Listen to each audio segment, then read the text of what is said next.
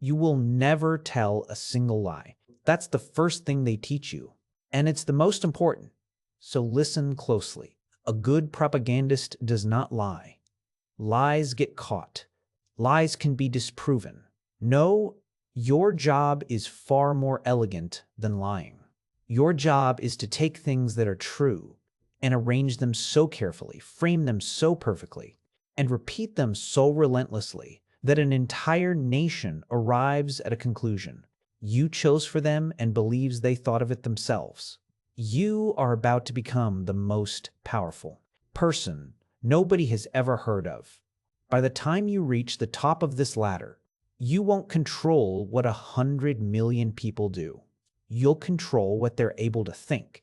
You'll decide what they fear, who they hate, and what they're grateful for before they even wake up. And the strangest part? Most of them will love you for it. They'll defend the very bars of the cage you built around their minds. Because the greatest trick your machine ever pulls isn't making people believe a lie. It's making a caged mind feel free.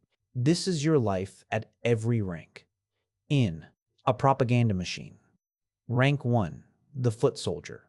You start at the bottom, and the bottom is a desk, a screen, and a quota. Your job seems harmless, almost boring. You write comments. You run accounts. Dozens of them, maybe hundreds, each with a fake name, a fake face, a fake life. In the morning, you're an angry retiree from one town. By lunch, you're a concerned young mother from another. By evening, you're a war veteran with strong opinions. None of them are real. All of them agree, loudly, with exactly the same thing. They call it manufacturing consent. And the point isn't to convince the smart people. The smart people were never the target. The point is volume. Because a normal person scrolling past sees 40 comments, all saying the same thing, and a switch flips in the oldest part. Of their brain, everyone believes this. Everyone can't be wrong. I don't want to be the odd one out. You're not changing minds one at a time. You're building a fake crowd, and human beings are wired, at the deepest level, to follow the crowd. You don't ask whether it's true. You're not paid to think about true. You're paid by the post, and the machine above you has already decided. What's true this week? You just make sure it sounds like the whole country agrees. And on the day you realize you've personally argued all sides of the same issue under different names and meant none of it, you don't quit. You ask for a promotion because you've just understood something most people never do. It was never about what's true. It was only ever about what wins. Rank 2, the storyteller. You've shown you understand crowds, so they move you up to where the real work happens. You stop writing comments and you start writing the story. Not news, stories. Because your machine learned long ago that facts don't move people, stories move people. Give a nation a spreadsheet of the truth, and they'll shrug. Give them a hero, a villain, and a threat at the gates, and they'll follow you anywhere. So that becomes your craft.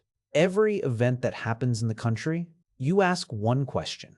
How do we turn this into a story? With the right hero and the right villain, a protest becomes chaos in the streets. The exact same protest, if it's on your side, becomes a movement of brave patriots. You didn't lie. People were in the street.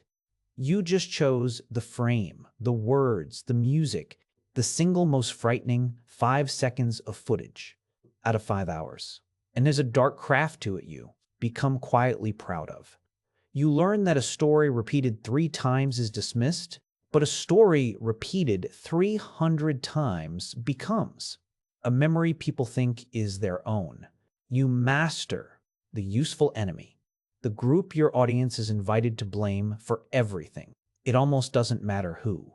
What matters is that a frightened, angry population busy hating each other has no attention left over to look up at the people who arranged the fear. You're beginning to see the shape of the machine now. And the shape is this: hatred pointed sideways, so it never points up. Rank 3, the censor. Here's the secret that separates the amateurs from the professionals. Controlling what people hear is only half the job. The other half, the more important half, is controlling what they never get to hear at all. So now you work in silence. You decide what disappears. A story that makes the wrong people look bad. Buried, deranked, gone before breakfast. An inconvenient fact. Smothered under 10,000 of your foot soldiers' posts. Until no one can find it. A voice getting too loud, asking the wrong questions. You don't argue with them. Arguing gives them oxygen. You simply make sure that when anyone searches for them, they find nothing. Or worse, they find your version. And you learn the most elegant weapon in the entire arsenal, the one that costs nothing. You don't have to censor people if you can teach them to censor themselves. Make the cost of speaking just high enough. Mockery, a lost job, a knock at the door for the unlucky few, and you'll never have to silence the millions. They'll do it for you. They'll swallow the thought before it reaches their lips, and they'll call it politeness. They'll call it common sense. You've discovered the propagandist's masterpiece, a population that polices itself and believes its silence was its own idea. This is the rank where you stop sleeping well, because you're no longer shaping the conversation. You're deciding every single day which true things an entire nation is allowed to know. And you've started to notice that you can no longer quite remember what you believe underneath all the things you've decided others may not. Rank 4, the architect. You don't handle individual stories anymore. You design the world. They all live inside. You build the reality itself, the background hum of assumptions every citizen wakes up already believing. You decide the mood of the nation. You engineer what people are proud of and what they're ashamed of. You create the enemies, schedule the fears, and this is the genius part, you also provide the relief. You frighten the population with a threat. Let it build for weeks, and then have the leader heroically solve the very crisis you manufactured. Gratitude on a schedule, loyalty on demand. You master the flood. The old way was to hide the truth. But in a world of 1,000 screens, hiding is impossible. So you do the opposite. When something dangerous to the machine leaks out, you don't suppress it, you bury it in noise, release 5 fake scandals, 3 outrages, and a celebrity meltdown all at once until the real thing is just one more exhausting story in a hurricane of nonsense, and the population, overwhelmed, simply gives up trying to know what's real. An exhausted mind doesn't rebel. It just wants the noise to stop. You've realized you don't need people to believe the machine. You just need them too tired and too confused to believe anything at all. And somewhere in here, you cross a line you can't uncross. You catch yourself watching a genuine tragedy on the news. Real people, real grief, and instead of feeling anything, your mind automatically asks, how do we frame this? The human being in you has become a tool in your own hand. Rank 5, the minister. You've reached the top of the visible pyramid. You have a title now, an office, a place at the table where the country's most powerful people sit. You don't just shape the message. You sit beside the leader and help decide what the country is. And from this height, you finally see the whole terrible machine at once. And you understand the thing that no one at the bottom could ever see. The machine doesn't only control the people, it controls the leader too, because the leader now believes his own propaganda. He reads the adoring fake comments your foot soldiers wrote and thinks the nation loves him. He sees the enemies you invented and believes they're real. He's surrounded by a hall of mirrors that you built, and he can no longer tell the reflection from the room. You set out to deceive a nation. Somewhere along the way, the machine started deceiving the man who runs it, which means nobody is driving. That's the secret at the top. There is no wise villain in a dark room pulling the strings, there's just a machine that everyone serves and no one controls, generating fear because fear is what it runs on, feeding a leader lies because lies are what it was built to make. And you, minister, the most powerful storyteller in the land, you're as trapped inside the story as the poorest citizen who believes it. You can't tell the truth now. The machine would destroy you in a single afternoon, using every weapon you spent your life sharpening. Rank 6. The ghost in every mind. There is one, rank above minister, and it isn't a person. It's what you've built. Because after enough years, the machine no longer needs you to run it. It runs on its own, inside the heads of 100 million people.